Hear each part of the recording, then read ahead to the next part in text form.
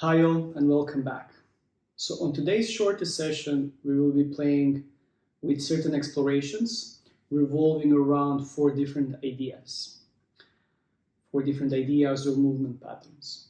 Okay, so each task will look something like this. I'm going to briefly explain what we're going to do, give my suggestions, and then when the music starts, you will begin your exploration. This can be challenging, especially if you're not coming from dance, acting, or theater world, like myself.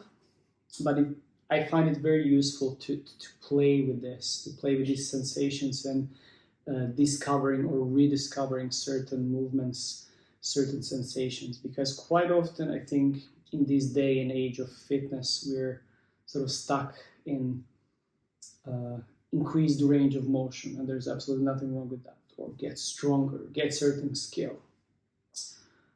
But I don't know, the older I'm getting, the more I'm finding value of also getting back into my body, trying to investigate certain more simple, but sometimes not easy, simple doesn't equal easy, movement patterns, okay? Playing with very simple topics, seemingly simple, like passage of time, internal sensations of weight shifting, of ease of motion, of more subjective sensations that can sometimes or often be quite difficult to measure.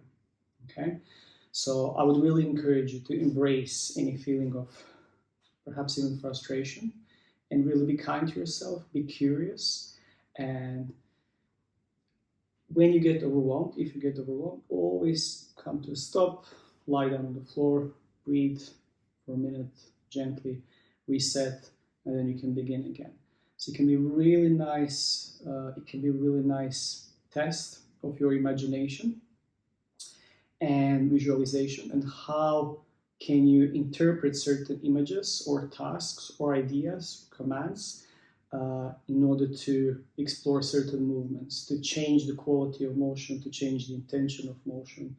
Because sometimes just simply changing the cue, for example, how high can you jump and how quietly you can land, can completely change the way you move. This is more sort of easier cue. Obviously, there are more abstract cues like floating. Can your arm float like you're in a space or under the water? You can completely change the ease of motion and so on. But I can really talk about this for a while. So hope this is clear. So we're gonna stand up, ideally barefoot, some space around to move, outside or indoors. It's up to you, depending on the weather. So yeah, something comfortable to wear, to move in, and let's begin. Okay, so the first idea is something that I would call dance of the shoulders. So starting with a very simple task. So think about all the movements that you can do with your shoulders. So let's say rotation backwards or forwards. So I can elevate my shoulder going upwards. I can retract, squeezing my shoulder blades back, my shoulder blades into my rib cage. I can protract, so rounding, pushing my shoulder forwards, and then I can also depress, so going downwards. And then when you're doing the circle, everything is happening more automatically. So elevation, retraction, depression, protraction, okay? We also have internal rotation, external rotation, so twisting inwards, twisting outwards, okay? So with this specific task, we're gonna focus keeping our arms completely relaxed, keeping our bodies, maybe feet comfortably apart, slightly wider than your hips, always having stable base of support, okay? What I would always like to start with is just simple limb, simple shoulder, one shoulder, single shoulder first, and then when you get comfortable, adding another one. Couple of things to consider. How many range of motions, not range of motion, how many directions you can go towards, okay? So think about going downwards, pulling my shoulder downwards, going upwards, going towards one side, going backwards, other side. What I would like you to also consider is as your shoulder, just one joint sort of guide in certain directions. Keep your arms relaxed, but also allow the rest of the bodies to react a little bit. Okay, so don't, if your shoulder wants to go back, so don't fight it. Okay, so just allow your body more globally to react. So closing your shoulders, going backwards, twisting in, twisting out, twisting in, twisting out, twisting both in, twisting both out, rotating both. Opposite directions, so right one backwards, left one forwards. Okay, so elevating one, elevating other one, depressing both. So shoulders are guiding, the rest of the body is following. Okay, so you have all these patterns. Start exploring more and notice how it affects your spine, the rib cage, your pelvis, all while staying stuck with your feet on the floor. Okay. So let us begin. Start with one shoulder and then gradually, when you get comfortable, introduce the other one. Let's go.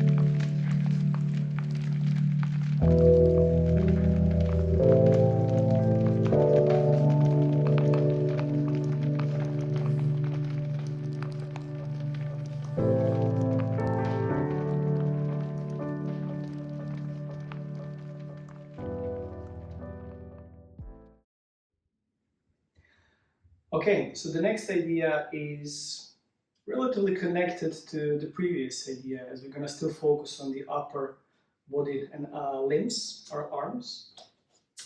And it's going to be intention of moving like you're being led by Pupeteer or a string. Thinking about your joints. So, I have my shoulder, which I was kind of using now earlier on the task. You can still use it here, but I would really recommend you to also focus on the elbow, especially elbow wrists, and then you have also knuckles, first knuckles, second, third knuckles. So think about all the articulations that you can do. So fingers, wrists, flexion, extension, pronation, supination. So flexion, extension, pronation, supination, flexion in the elbow, but also then how that motion, for example, of elbow going up changes everything globally, okay? So also playing with maybe first one limb, playing with tempo that I forgot to mention on the earlier task, which you probably saw. So when you get comfortable with certain pattern and you want to explore, be free to suddenly surprise yourself and change tempo rather than always doing everything slow, okay? There can be some value there as well, adding some chaos. So for example, think about something rather than me with full of tension lifting arm up, should be somewhere in between. So I'm keeping my arm relatively relaxed, but I'm really visualizing there is someone above, pulling my neighbor above, pulling my elbow, pulling some of my joints upwards. So for example, can I isolate? Stable base of support again. So elbow going up, and already notice I'm not fighting what's happening globally with my upper body. If my elbow is going up, left elbow, something needs to come to the side, keeping everything relaxed. Okay, so elbow is there. I can pause there for a few moments, noticing where can I feel muscular tension, where can I feel maybe some release, trying to find as much relaxation or efficiency here as possible. And then from there, wrists. But if the wrist is pulling up, this is still relaxed. Okay, so elbow, wrist, okay, then first knuckles, and then the fingers, okay? And again, maybe someone is suddenly dropping that part, so it's relaxing. Someone is suddenly dropping the wrists, coming down. Someone is maybe lifting the wrists again, and then maybe changing the orientation. So it doesn't need to be just up. It can be from side to side, rotation. It can be twisting inwards. So this part of the elbow is now pulling upwards. Okay, so I'm kind of suspended here. And notice how just this motion already changed the rest of my body. And then we can also add other arm. Okay, so maybe straight arm going upwards. Both arms straight upwards. You suspended here. So you can play with either staying in the same position or having more dynamic. Okay, be creative. It's not a performance, so it doesn't need to look aesthetically pleasing. It's not a robot dance. It's more about having certain intention, and then you're trying to feel what's happening within and how certain movement or direction or intention is affecting the rest of the body. Okay, so someone's going to be pulling my bottom elbows back. Okay, I'm going to be here, up, and so on. Let's begin. Just remember, when it starts to feel a bit complex and you're not sure if you're doing it correctly, if there's such thing, there's no bad movement here. Slow down. Always good intention to slow down. I need to keep reminding myself as well for that. So prepare. Start with single limb and then gradually start adding another limb, keeping your feet relatively in the same position, and notice how everything affects the legs. Okay, ready? Let's give it a go.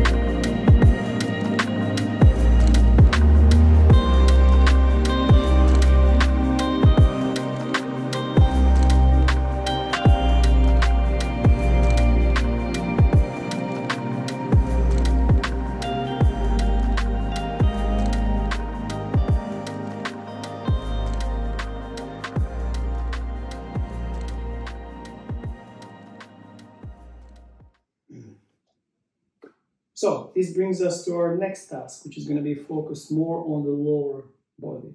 Okay. So we're going to have a certain foot pattern, which is going to be fairly simple. And then I'm going to show you that first, and then we're going to work with something revolving around that. So let's say you're starting, make sure you have some space to move to the left side. So both feet in this position. So here, all I want to do is with my right foot coming in front of my left one. How far? It's entirely up to you. I would say don't go too far to begin with. So right foot in front of left foot, and then left foot crossing to the left side, slightly bigger step. Okay.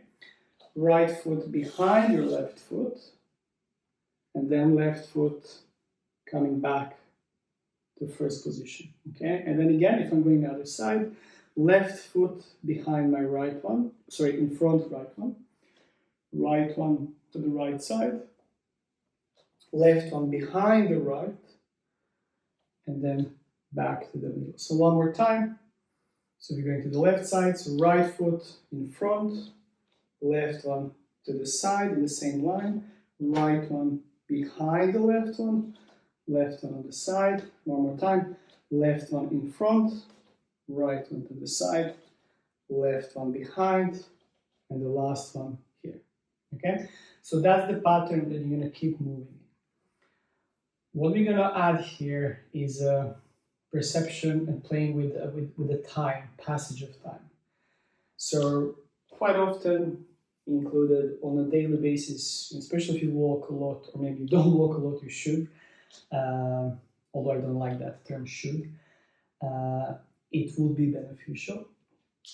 We don't really think about the way we walk, okay? So what we're gonna do now, we're gonna play with that weight, so playing with the passage of time.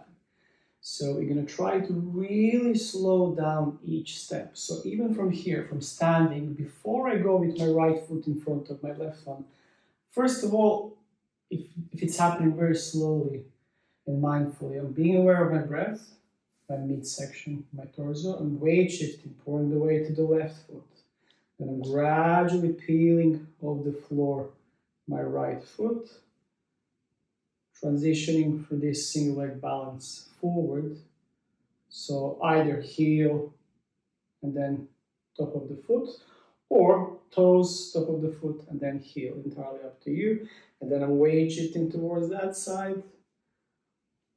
Again, creating single leg balance, going to the side, keeping my upper body relaxed, keeping my everything efficient as much as you can. This is already a nice drill, but what I also like to encourage you to start playing with changing the levels. So I'm going slowly. Then I'm trying to go a bit lower in the squat, keeping my axis fairly upright. So that's really going to challenge from this angle if I'm going my right foot forwards. And then as I weight shift forwards, it's really going to challenge my ankle flexibility. So try to keep your ankle on the floor, keeping your torso upright, spine probably extended. Going a bit deeper. If I really need to lift my heel a little bit, that's fine. Weight shifting. I can change level as I'm going up, and then going back and so on. You can also try to go even deeper. So from this side, going down into the squat all the way, and then transitioning forwards, then going towards one side. Can also, again, as I'm weight shifting, go down towards one side and then up from the other side and so on, following the same pattern that we did earlier, okay? So this might take a while, maybe one song, maybe two songs. So let's give it a go. So this is going to really challenge your balance, proprioception, breathing, the way you walk, and so on. But less talking, more work. Let's begin.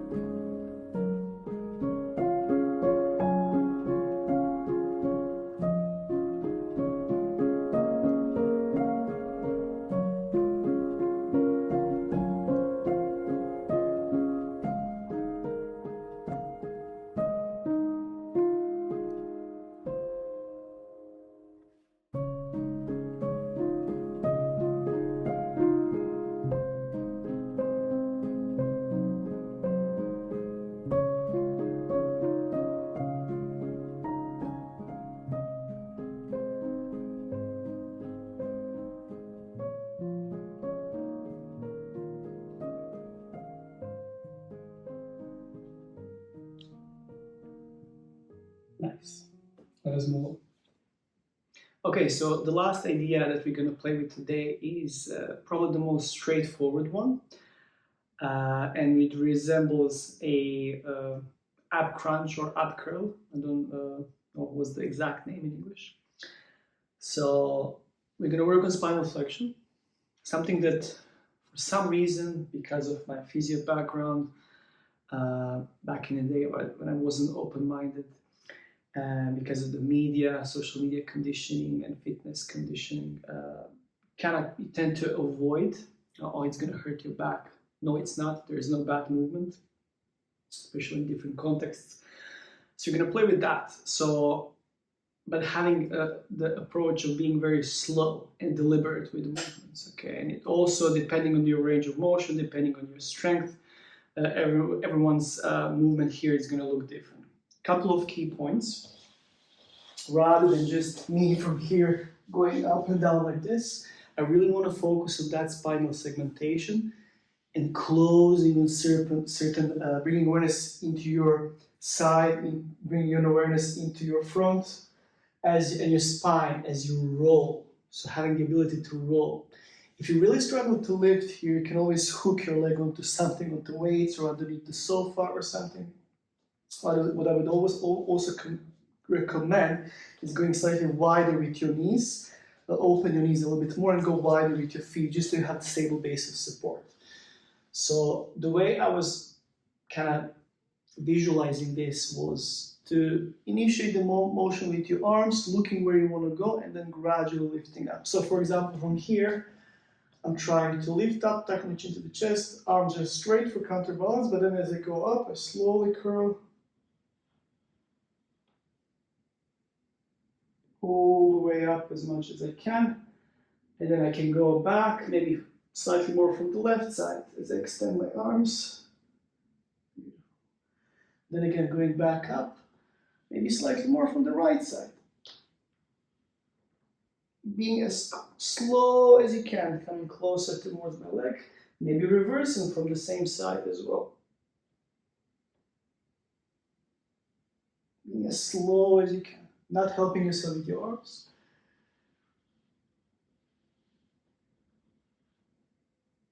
Okay, and so on.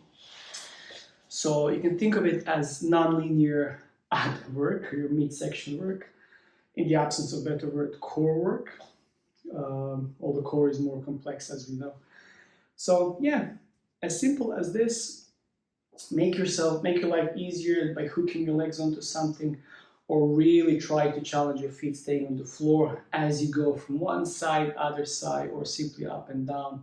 Maybe you're gonna struggle to go all the way up, that's fine. Work with any range that you have, okay? If you really struggle to go anywhere, just think about giving yourself maybe a little bit more support with your hands in those sticky points, okay? Prepare. And let's give it a go.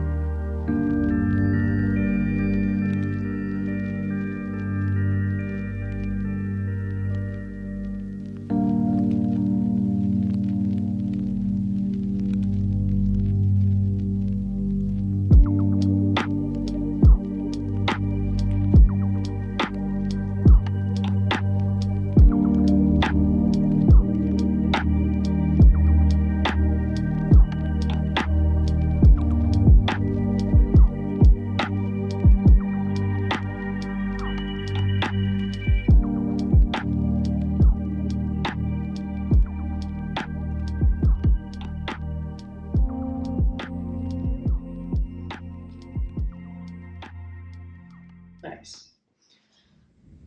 Nice one. So the previous task that we did was our last task for today. But if you feel like, oh, there was a bit too much tension after that, all that spinal flexion and curling, you can just add this for a few reps towards the end, going in the prone position, just to kind of balance that out. And it feels nice at the end of the day. So the more flexible you are, you're going to have your hands closer or wider slightly in front if you lack that flexibility, keeping the front of the hips on the floor. And so just gently start moving your spine up and down, maybe first on the forearms, pausing, looking up, maybe squeezing your glutes, then down, and then gradually going higher. And also not staying in this linear position, you can go from one side, pausing for a few moments, coming down, changing position of your arms, other side. Let's go. A few reps.